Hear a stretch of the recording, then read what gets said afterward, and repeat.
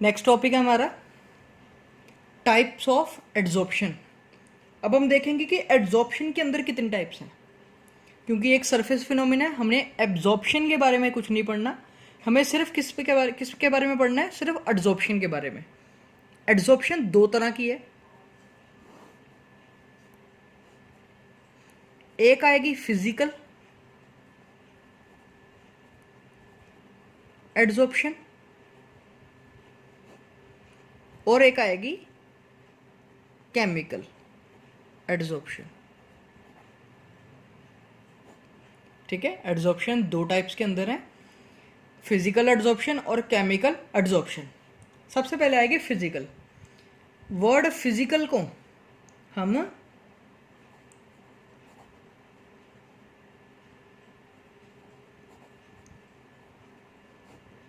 फिजॉर्प्शन या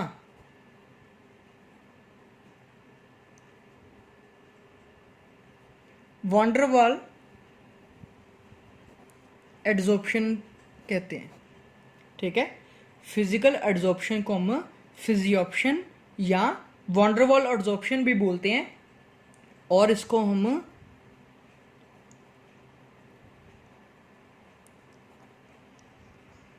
केमिजॉर्प्शन, ठीक है, केमिजॉर्प्शन भी बोलते हैं। फिजिकल एड्जॉर्प्शन, फिजियोप्शन, वैन डर वाल एब्जॉर्प्शन। नाम से पता लग रहा है, वैन डर वाल एड्जॉर्प्शन मीन्स क्या हुआ कि कोई ऐसी, इस केस में क्या होगा, सॉलिड के साथ, ये जो सॉलिड है इसके साथ ये जो मॉलिक्यूल्स अट्रैक्ट होंगे, किसके थ्रू होंगे, थ्रू वैन डर वाल फोर्स। ठीक है, थ्रू वैन डर वाल फोर्सेस, जो कि काफ़ी ज़्यादा किया है, वीक फोर्सेस हैं, हमें पता है, हमें +1 में ये चीज़ स्टडी की है कि वैन डर वाल फोर्सेस क्या होती है, काफ़ी ज़्यादा वीक।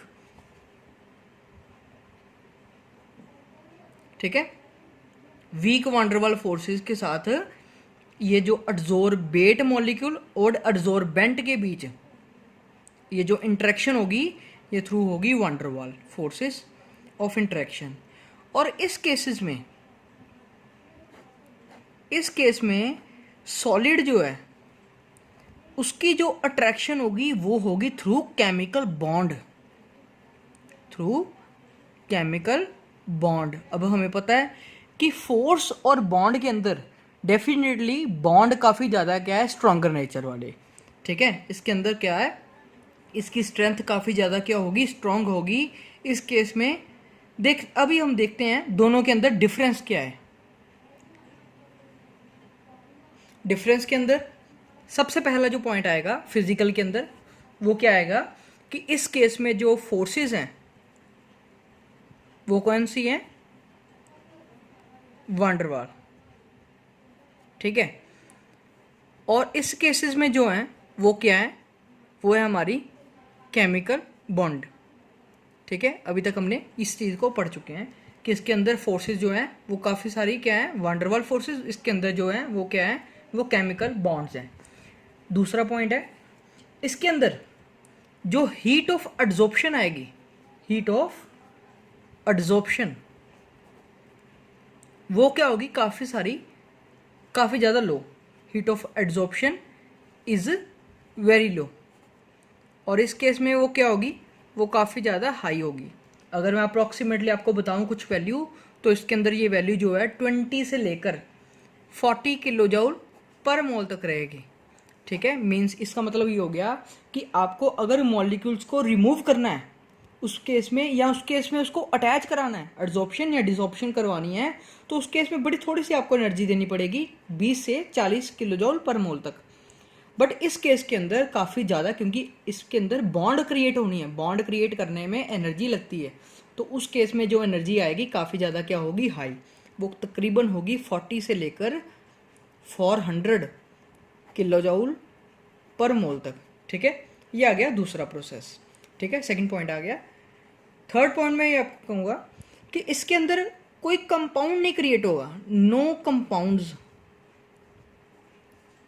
आर फॉर्म्ड, कोई नई चीज़ नहीं क्रिएट होगी, क्योंकि मॉलिक्यूल सिर्फ यहाँ पर लग रहे हैं। वो उसके साथ, सॉलिड के साथ कोई इंटरेक्शन नहीं कर पा रहे, कोई किसी तरह से रिएक्शन नहीं कर पा रहे। बट इस केस में क्या होगा, इस केस में कोई ना कोई क्या होगा, सरफेस कंपाउंड्स आर फॉर्म्ड। इसके अंदर क्या होगा कि कोई ना कोई ऐसे सरफेस कंपाउंड्स जरूर क्रिएट होंगे जो कि दोनों के अंदर रिएक्शन के कारण बनेंगे। ठीक है। फोर्थ पॉइंट है कि ये एक मल्टी मॉलिक्यूलर लेयर क्रिएट करेंगे, मल्टी मॉलिक्यूलर लेयर। ठीक है। इसका मतलब तो ये हो गया ना कि फिजिकल के केस में जैसे मान लो ये मेरा क्या है, एडजॉर्बेंट है, एक लेयर ये बनी, ये मेरे एडजॉर्ब के आगे, एडजॉर्बेट आगे, इस तरह से ये जुड़ गए। ठीक है। थ्रू किसके, वांडरवाल इंटरेक्शंस। ठीक है, वांडरवाल फोर्सेस। अब वांडरवाल फोर्सेस है, फोर्सेस तो किसी डिस्टेंस तक भी लाई करती हैं।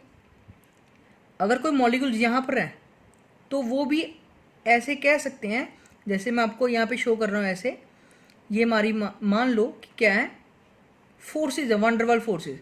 तो ये भी अपने आप वांडरवाल फोर्सेस इसके साथ क्रिएट कर सकते हैं। ठीक है। इसके ऊपर मतलब इसके ऊपर एक लेयर के ऊपर ये पहली लेयर होगी, तो ये मेरी क्या आ गई, दूसरी लेयर।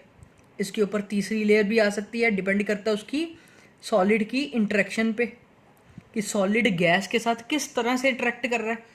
इसलिए कह सकते हैं कि जो फिजिकल एड्सॉर्प्शन है उसको हम मल्टी मॉलिक्यूलर लेयर भी बोलते हैं। ठीक है। कि ये क्या करेगा, ये मल्टी मॉलिक्यूलर मतलब मल्टी मीन्स होता है मैनी। ठीक है। मीन्स कि काफ़ी लेयर्स उसको फॉर्म करता है अपने ऊपर। बट इस केस में अगर हम इसकी बात करें, केमिकल के अंदर मल्टी मॉलिक्यूलर लेयर फॉर्म नहीं हो सकती। ये हमेशा होगा हमारा यूनिमॉलिक्यूलर। ये क्या होगा, यूनिमॉलिक्यूलर लेयर। ठीक है। यूनिमॉलिक्यूलर का मतलब आ गया कि इसके अंदर, क्योंकि ये बनेगी बॉन्ड, ये मान लो एक लेयर है, इसने इसके साथ बॉन्ड क्रिएट करनी है, तो बॉन्ड यहाँ से यहाँ तक नहीं क्रिएट हो सकती, ये गलत है। ठीक है। क्योंकि बॉन्ड जो बनती है वो काफ़ी शॉर्ट डिस्टेंस तक ही लाई करती है, इतनी दूर तक नहीं। इसके लिए जितने भी मॉलिक्यूल्स इस लेयर से ऊपर होंगे वो इसके साथ, इस सॉलिड के साथ इंटरेक्ट नहीं कर पाएंगे, जिसके कारण वो लेयर नहीं क्रिएट होगी। इसलिए इसको बोला जाता है कि क्या, कि ये एक यूनिमॉलिक्यूलर लेयर ही क्रिएट करेगा सिर्फ। फिफ्थ पॉइंट आ जाएगा। फिफ्थ पॉइंट में देखेंगे कि इसके अंदर एक्टिवेशन जो एनर्जी है, एक्टिवेशन एनर्जी कोई भी नहीं लगेगी। ठीक है। क्योंकि एक्टिवेशन एनर्जी क्या होती है, किसी चीज़ को स्टार्ट करने के में जो एनर्जी लगती है, किसी केसेस में जो एनर्जी जो किसी तरह से किसी प्रोसेस को कंप्लीट कराने में लगे। बट यहाँ पर क्या है, कोई केमिकल बॉन्ड नहीं बन रही। एक्टिवेशन एनर्जी हमेशा बॉन्ड को तोड़ने या उसको बनने में ही यूज़ होती है। बट इस केस में तो हमने पहले ही कहा है कि हमारे इस केस के अंदर जो इंटरेक्शन है वो किसके थ्रू है, वो वांडरवाल फोर्सेस के थ्रू है। अगर वो वांडरवाल फोर्सेस के थ्रू है तो इस केस में कोई भी किसी तरह से एक्टिवेशन एनर्जी हमें नहीं चाहिए। तो इस केस में देखें तो इस केस में जो एक्टिवेशन एनर्जी होगी वो कंपलसरी होगी। ठीक है। वो हमें ज़रूरी चाहिए। ठीक है। क्योंकि एक्टिवेशन एनर्जी यहाँ पर क्यों चाहिए, क्योंकि यहाँ पर बनेगी केमिकल बॉन्ड। केमिकल बॉन्ड बनाने के लिए एक्टिवेशन एनर्जी चाहिए ही चाहिए। ठीक है। ये हमारा फिफ्थ पॉइंट हो गया। अब सिक्स्थ पॉइंट आएगा। सिक्स्थ पॉइंट के अंदर क्या है कि it is not specific in nature.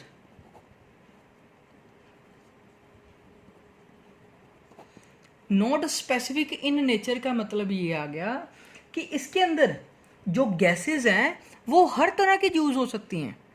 ठीक है। इसके अंदर कोई कंपल्शन नहीं है कि आप इसी गैस के साथ कर सकती हो या इसी सॉलिड के साथ ही ये गैस अट्रैक्ट होगी, ऐसा कुछ नहीं है। क्योंकि वांडरवाल फोर्सेस जो होती हैं ज़्यादातर वो डिपेंड करती हैं साइज़ के ऊपर। वांडरवाल फोर्सेस फिजिकल एड्सॉर्प्शन में जो लगेंगी वो डिपेंड करती है साइज़ पे।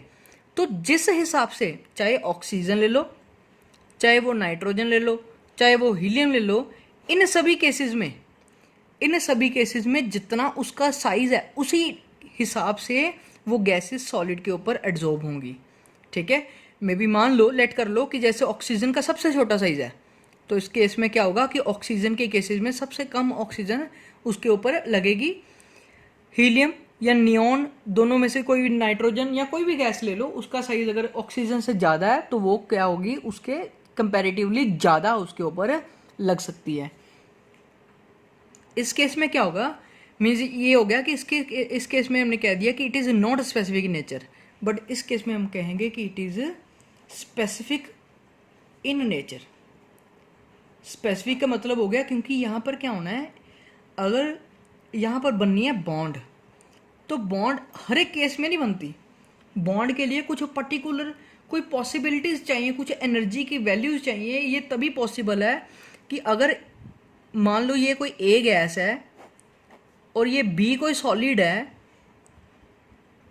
तो अगर ये इसके साथ इसका नेचर मिल रहा है इस तरह से कि ये बॉन्ड बना सकता है, तो ये तभी कंपाउंड को क्रिएट करेगा या केमिकल बॉन्ड को जनरेट करेगा।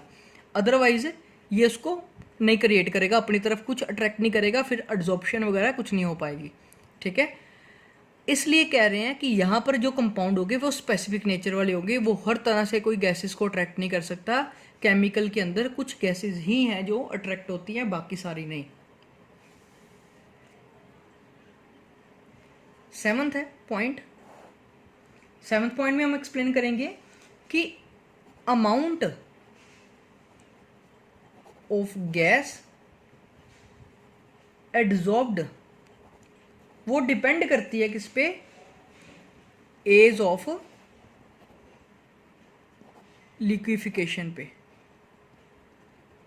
ठीक है, इस केस में क्या है कि कितनी गैस एड्जॉर्ब हो सकती है वो डिपेंड करेगी एज ऑफ लिक्विफिकेशन के ऊपर, कि हम किसी गैस को कितना दबा के लिक्विड में कन्वर्ट कर सकते हैं। ठीक है, और इस केस में ऐसा कोई रिलेशन नहीं है। ठीक है, नो सच रिलेशन। ठीक है, इसका मतलब तो ये हो गया ना कि अगर मान लो कोई ऐसी गैस है जो जल्दी लिक्विफाई हो सकती है, इसका मतलब वो एड्जॉर्ब भी जल्दी होगी।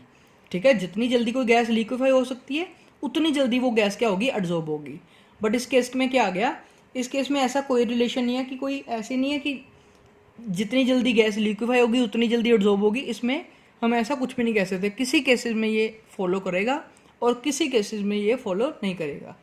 ये हो गया हमारा फिजिकल और केमिकल के अंदर डिफरेंस।